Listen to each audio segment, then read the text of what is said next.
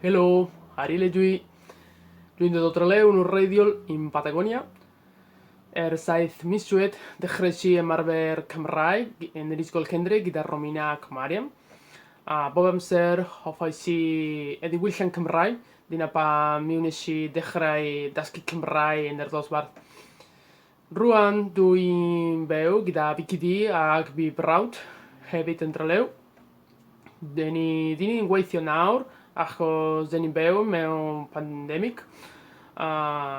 Felly dwi'n gweithio yn y tŷ. Dwi'n hoffi rhedeg, dwi'n hoffi cerdded, dwi'n hoffi goginio, dwi'n hoffi ddarllen y hanes llyfr. Ac dwi'n hoffi dysgu Cymraeg bob dydd a chwarae tramio. Mae drwy gen i fi Cymraeg. Diolch chi'n fawr.